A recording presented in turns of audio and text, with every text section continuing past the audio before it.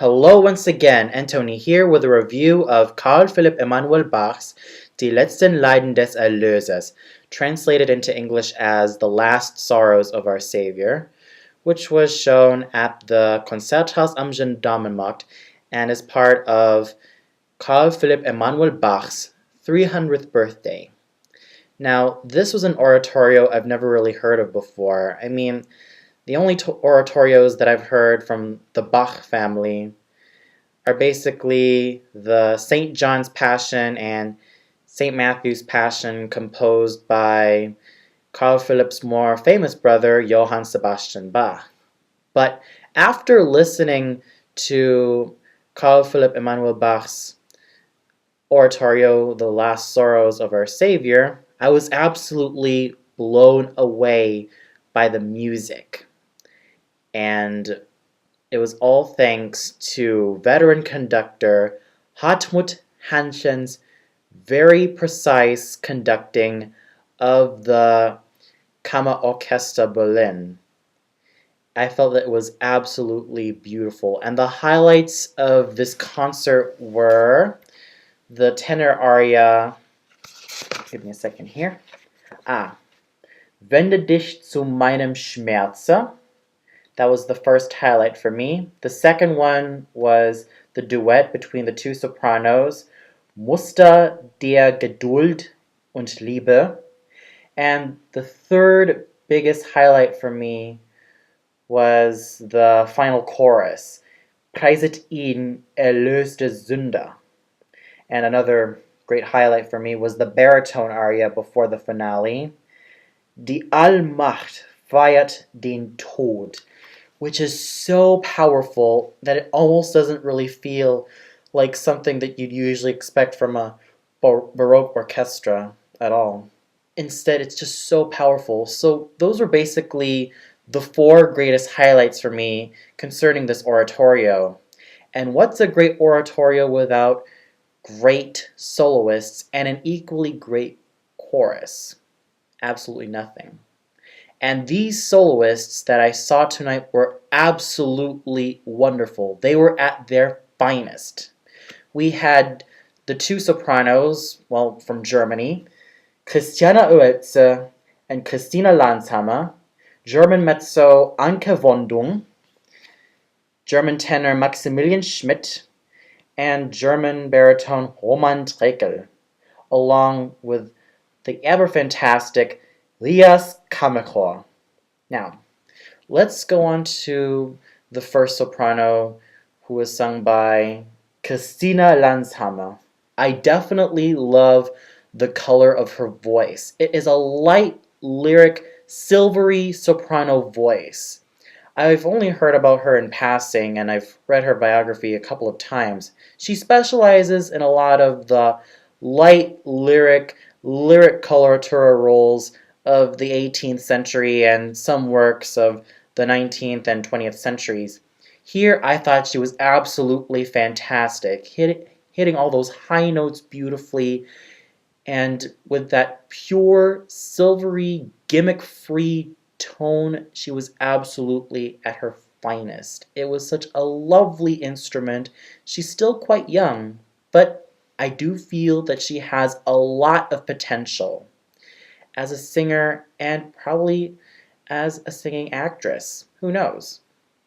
And I'd really love to hear more of her.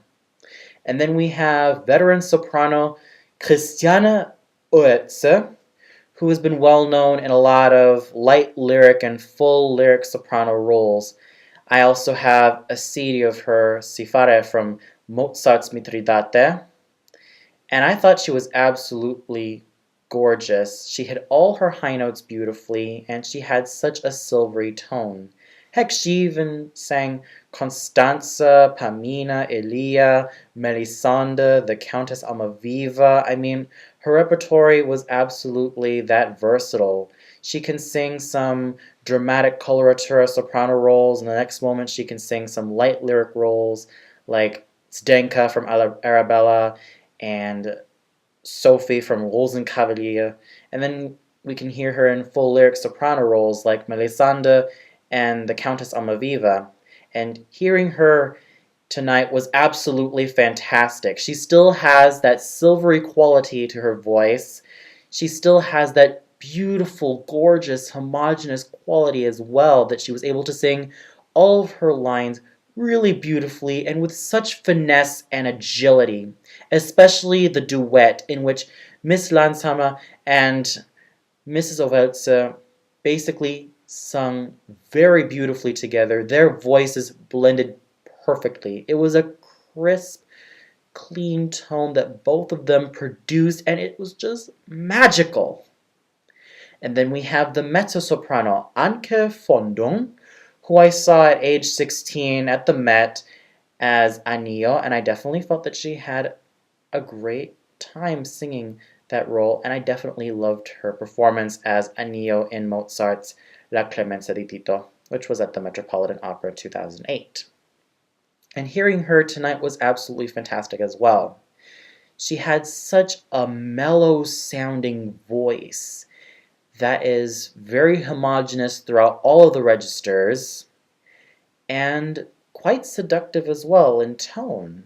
She had such a beautiful tone that she uses to such great advantage, and her expressivity was clear and just breathtaking.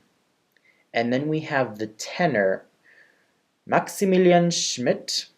His lines were basically that easy to sing in terms of the range. It was really easy on his voice, and with his lovely lyrical tenor voice, he was able to sing all of that coloratura very well with such finesse and such grace that I was absolutely taken aback. Oh, sure, there are not a lot of high notes to be sung, but this was basically the classical period.